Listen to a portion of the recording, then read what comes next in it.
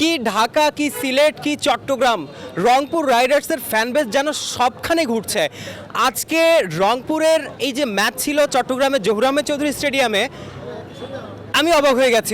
আমি অন্তত অবাক হয়ে গেছি এই কি পরিমাণ ফ্যান ফলোয়িং চট্টগ্রাম তারা আসলে এই চট্টগ্রামে তারা দেখাচ্ছে রংপুর রাইডার্সের ফ্যান ফলোয়িং। কেনই বা দেখাবে না? 1 2 3 4 করতে করতে করতে করতে 8টা ম্যাচ এক টানা জিতে নিয়েছে রংপুর রাইডার্স।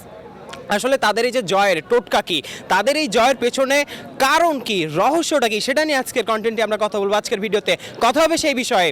আপনি যদি রংপুর রাইডার্সের প্রথম ম্যাচটার দিকে খেয়াল করেন তাহলে দেখবেন যে সেখানে খেলেছিল অ্যালেক্স হেলস এবং স্টিফেন টেইলর, এই ডুও ওপেনিং করেছিল এবং বাকি দুইজন ফরেন কোটায় ছিল কারা, ইফতেখার আহমেদ এবং খুশদিল শাহ। এই চারজনের ফরেন কোটায় তারা প্রথম ম্যাচটা খেলেছিল। প্রথম ম্যাচটা তারা জিতেও গেছিল, কিন্তু তারা আসলে একটু চেঞ্জেস নিয়ে আসলো। অ্যালেক্স হেলসের সাথে তৌফিক খান তুষার তিনি ওপেনিং করলেন এবং একজন বোলার আকিব জাভেদ তাকে ইনক্লুড করলো পরের ম্যাচটাতে, এবং ওই যে চারজনের সেট আপটা তারা ইনশিওর করলো। পরে আর কোনো চেঞ্জ নাই। অ্যালেক্স হেলস যতদিন খেলেছেন, অ্যালেক্স হেলসের সাথে খুশদিল শাহ, ইফতেখার আহমেদ এবং আকিব জাভেদ খেলেছেন। অ্যালেক্স হেলস চলে যাওয়ার পরে কিন্তু খেলেছেন স্টিফেন টেইলর এবং বাকি তিনটা নাম কিন্তু কনস্ট্যান্ট। এই যে টিম কম্বিনেশন, এই যে জয়ের একটা কম্বিনেশন ধরে রাখা, এবং আপনি জানেন আপনি ক্যাপ্টেন নুরুল হাসান সোহান, আপনি জানেন যে আপনার হাতে পর্যাপ্ত মানে বোলিং অপশন রয়েছে। বোলিং অপশনের কথা আসতে চাই, অন্যান্য অনেক দলের বোলিং অপশন নিয়ে আমরা কথা বলার চেষ্টা করেছি যে তারা আসলে 20 ওভারের যে প্রিপারেশন, অন্তত 24 ওভারের প্রিপারেশন আপনার থাকা উচিত। কিন্তু অনেক দল রয়েছে যাদের মেইন স্ট্রিম বোলারদেরকে দিয়েই 12 ওভার পর্যন্ত তারা সর্বোচ্চ টানতে পারে, 12 থেকে 16 ওভার পর্যন্ত টানতে পারে। বাকি 4 ওভার কিংবা 8 ওভার তাদের নির্ভর করতে হয় আসলে যারা টুর্নামেন্টে নিয়মিত বোলিং করে না তাদের উপরে। কিন্তু এখানে ব্যতিক্রম আসলে হচ্ছে রংপুর রাইডার্স। তাদের বোলিং অপশন প্রায় 32 ওভার পর্যন্ত।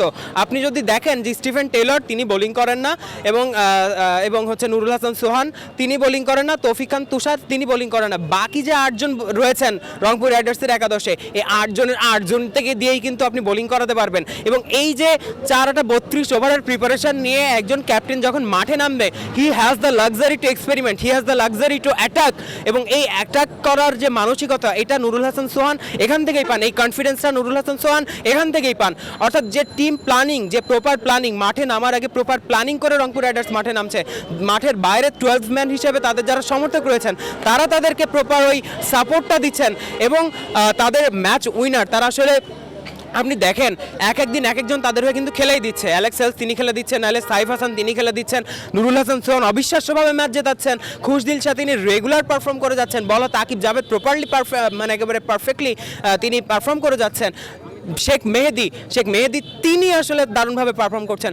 সাইফুদ্দিন লাস্ট ওভারে তিনি দারুণভাবে রান সেভ করে দিচ্ছেন। অর্থাৎ একের পর এক ম্যাচ উইনার কিন্তু রয়েছে এই রংপুর রাইডার্সের দলটায়। অর্থাৎ প্রপার প্ল্যানিং এবং প্রপার কম্বিনেশন সেট করা এবং দুর্দান্ত ক্যাপ্টেন্সি সব মিলিয়ে রংপুর রাইডার্স যেন একটা উইনিং প্যাকেজ। এই টুর্নামেন্টের এখনো পর্যন্ত আনবিটেন একমাত্র দল, এবং তারা দুর্দান্ত করছে। দেখা যাক তাদের এই দুর্দান্ত যাত্রা আসলে এই টুর্নামেন্ট শেষে কোথায় যে থামে। এতক্ষণ অনফিল্ডের সাথে থাকবার জন্য অসংখ্য ধন্যবাদ। চট্টগ্রামের জহুর আহমেদ চৌধুরী স্টেডিয়াম থেকে পারভেজ ইমাম, অন ফিল্ড।